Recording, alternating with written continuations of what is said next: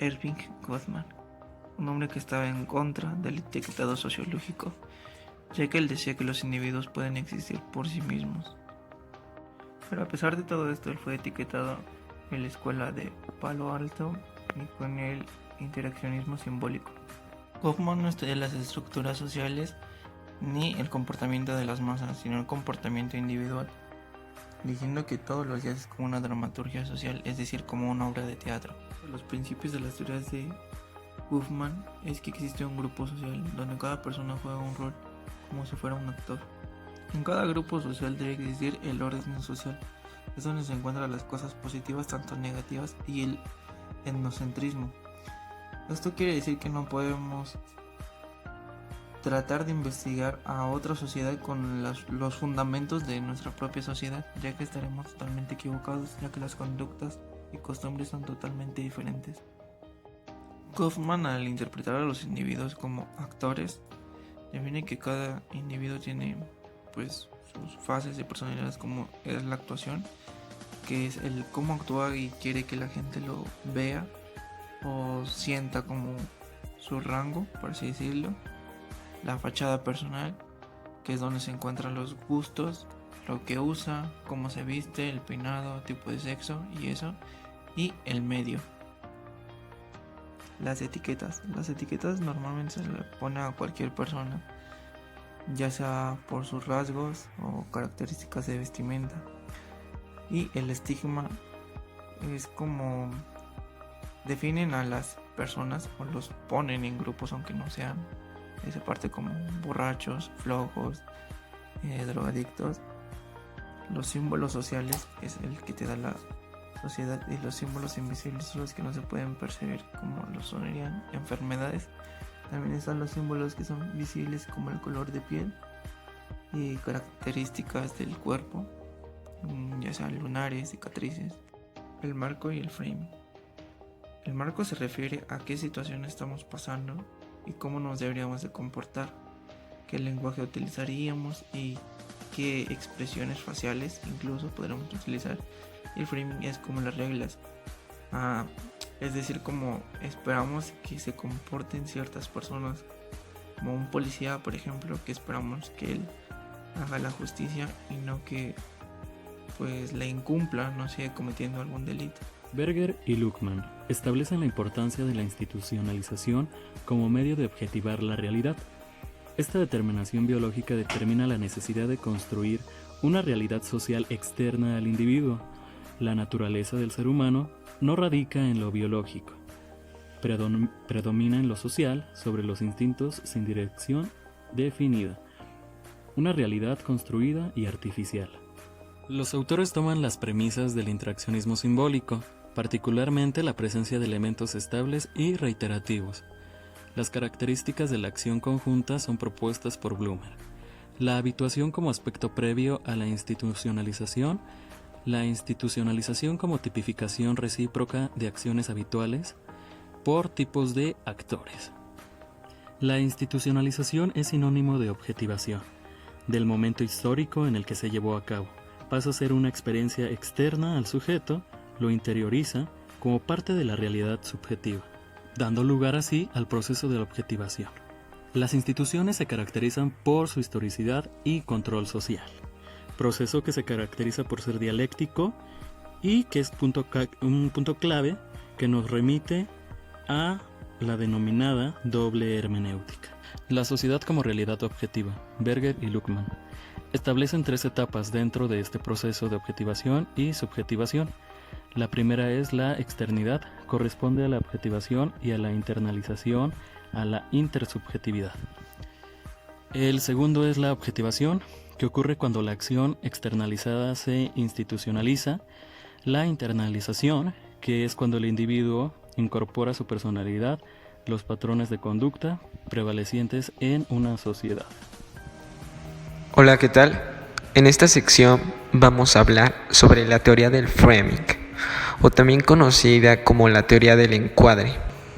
Dicha teoría nos dice que las noticias son únicamente un encuadre de la realidad. ¿Qué quiere decir? únicamente nos muestran determinados aspectos de lo que sucede y evaden algunas otras cosas. Para Edman, en 1993, los encuadres noticiosos ofrecían una perspectiva de un tema para poder interpretarlo de alguna u otra forma. Esto genera 4 consecuencias. La primera es que define un problema en específico. La segunda es que dice quién o qué causó el problema. Y la tercera, crea un juicio moral en la gente para que el tratamiento sea aceptado por todos. En la teoría social, el encuadre es un esquema de interpretación de una larga colección de anécdotas o estereotipos que los individuos dependen para poder entender y responder a los eventos. Las personas construyen una serie de filtros mentales que a través de influencias que han vivido a lo largo de su vida usan para darle sentido al mundo, y las decisiones que hacen se ven influenciadas por la creación de dicho marco. Al ser tan subjetivo, los encuadres noticiosos, la interpretación que ellos quieren que tengamos para que así nosotros nos idealicemos una opinión. El construccionismo social. Peter L. Berger y Thomas Luckmann fueron los representantes de dicha teoría, y su obra más representativa fue la construcción social de la realidad.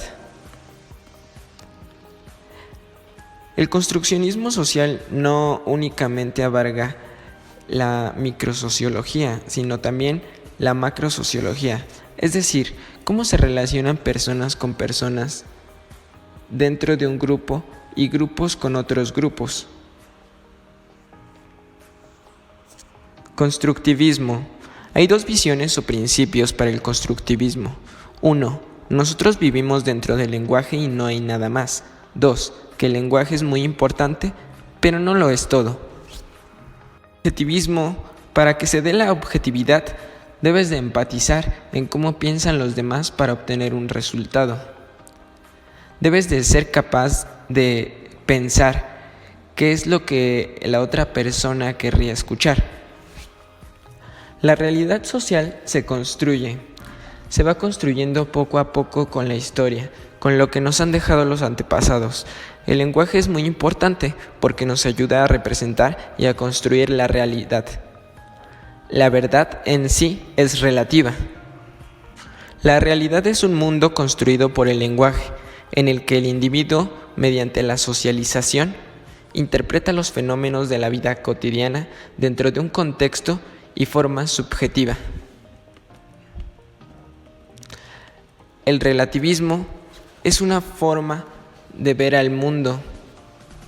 En la realidad social incluyen algo que se llama sentido común, la realidad que yo comparto con los otros. La realidad suprema es aquello que tiene la atención total de la vida cotidiana.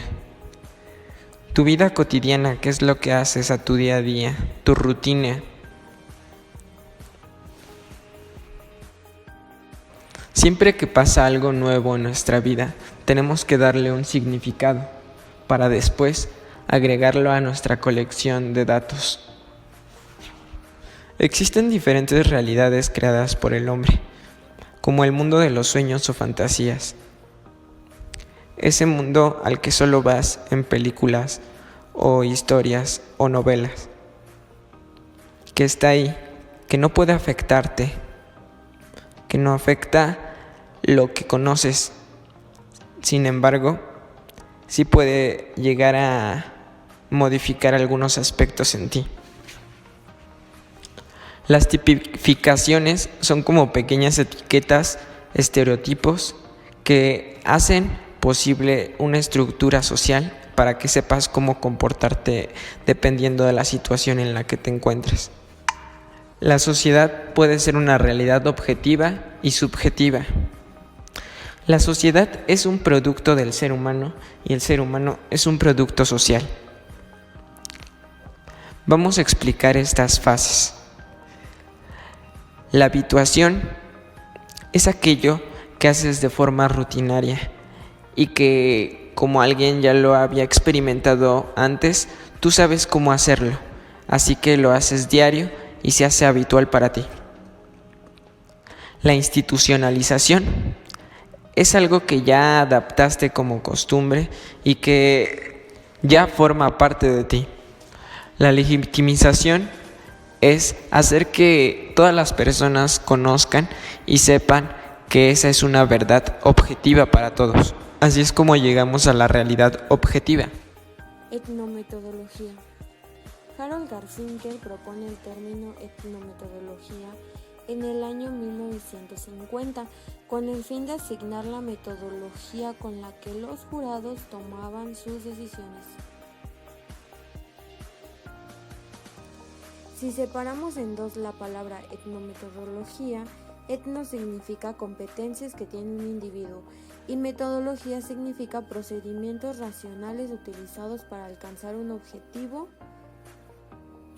Entonces, el término etnometodología es la investigación empírica de los métodos utilizados por los individuos para darle sentido, llevando a cabo las acciones de cada día, como comunicarse, tomar decisiones y razonar. La etnometodología, una de las cosas que estudia y su objetivo principal es la vida cotidiana, y esta se caracteriza por las actividades correspondientes que hacen, es decir, es algo que todo el mundo sabe que pasa, pero lo pasan por alto. Cuestiona la existencia del mundo, crea y mantiene sus concepciones del mundo real y procura examinar de qué manera el individuo ve el mundo mediante la interacción de la sociedad. Estudia cómo se utiliza el lenguaje en las personas y cómo va creando situaciones.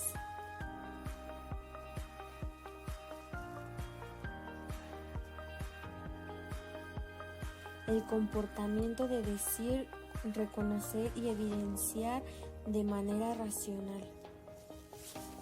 Se caracteriza por 3: indexical, es comprender de qué se habla; didácticos, es ayudar a decodificar el mensaje; y la regla etcétera, que es y lo demás que solamente las personas de la plática conocen de qué se está hablando sin decir en voz algo, que es el sentido de la interacción comunicativa contextualizada.